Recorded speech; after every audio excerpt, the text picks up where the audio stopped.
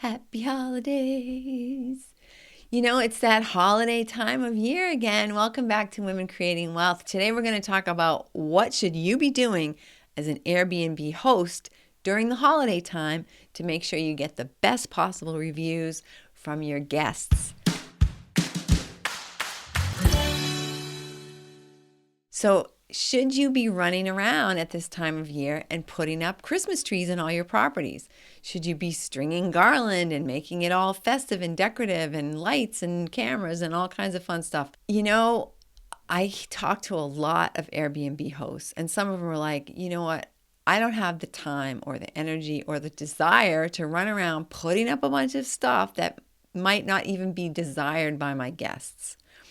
And then there's other people who say, oh my God, I have 47 properties and I hire somebody to put up 47 Christmas trees because at this time of the year, people expect that. They expect that they're going to find a nice, festive, happily decorated situation. Well, that's a really great question, right? Because Christmas in itself, it's almost like a controversial holiday all of a sudden, right? You can't just say Merry Christmas, or maybe that's back in style. I don't know. But basically, not everybody, the reality is not everybody celebrates Christmas. And if I don't celebrate Christmas, am I going to want to be inundated in a space where I am going to have a vacation when I've already been inundated by every store I've been into since before Halloween?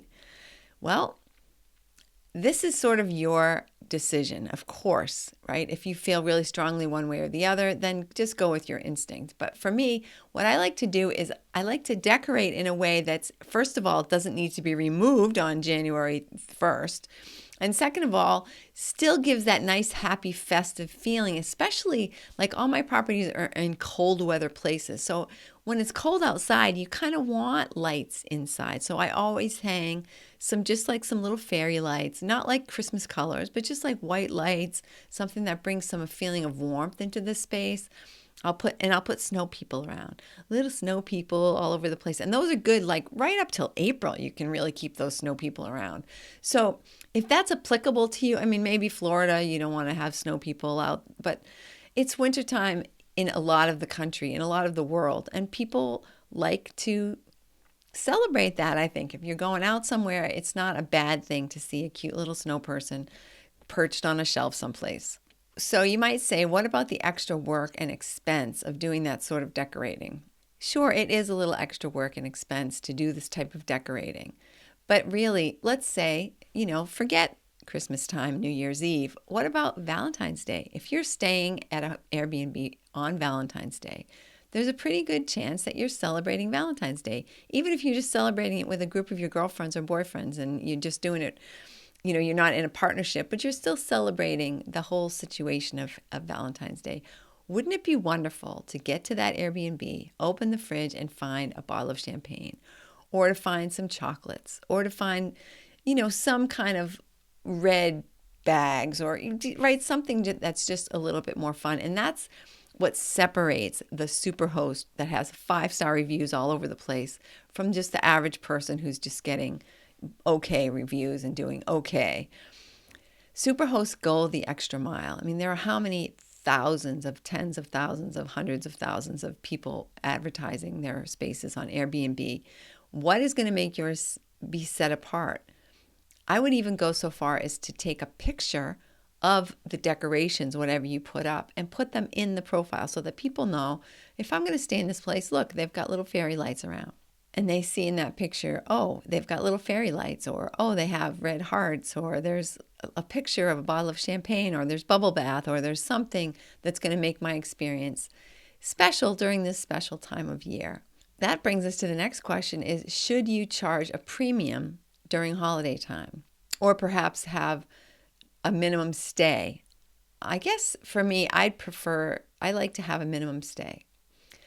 Most people aren't just having to get away for the weekend. And as soon as you take a booking, right, for that day, because that's the day, that's the special day. Like, you might not want to have a minimum booking for the whole winter or for the whole summer, but you might during just these holiday times, when once somebody books a 2-day rental, you're now not open to somebody who wants to rent for a week. So a good compromise is to make like a 4 or a 5-day minimum.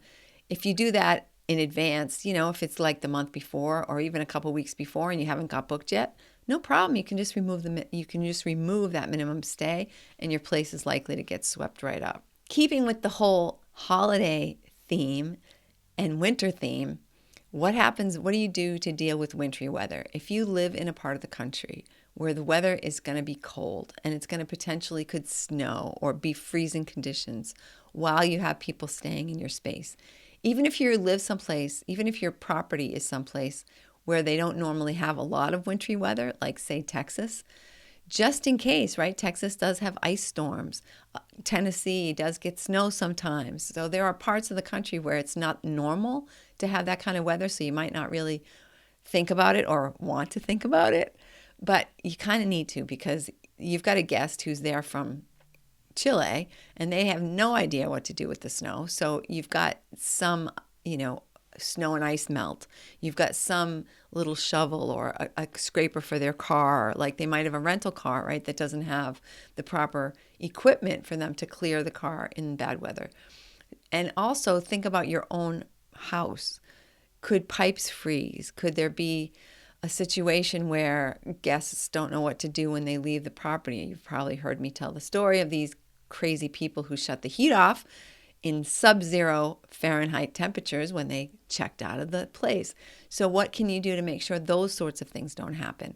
Maybe it's a programmable thermostat, a Wi-Fi thermostat that's going to alert you that the room temperature has fallen below a certain point. What other things can you do to make it great, not just for your guests, but for you?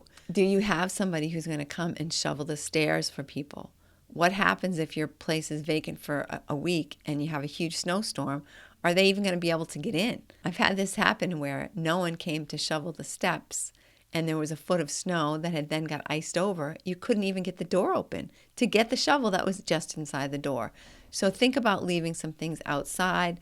Think about paying a neighbor perhaps just to make sure that the people can always get into the home, or put a shovel outside in a little shed and let people know that it's there. What happens if you lose power?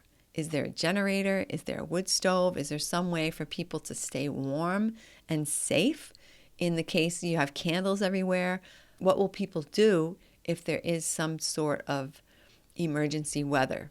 I saw this radio that's great for emergencies. You can charge it normally with a normal outlet. You can put batteries in it, but you can also charge it with the sun and by cranking it. And it gets the NOAA weather station channel so that if there is some sort of severe weather, people will know what's going on if they can't get the cable to come on and they can't get their cell phone to work or something because of whatever reason. Also, you can have those little bricks, those chargers that you can use in case the power goes out and they're not able to charge their phone. Just put yourself into the place of a person who's staying in a strange place, a strange home, possibly even a strange country, and all of a sudden now there's severe weather and there's no power, or they just don't know what to do. Leave great notes for people, leave great information, have a page in your physical guest book that tells people, here is where the candles are, this is what you can do, this is how you turn on the generator, this is how you reach the emergency providers, right? Here's the fire department and the police department and the ambulance phone numbers in case you can't look it up on your phone, right? Imagine that there's no service.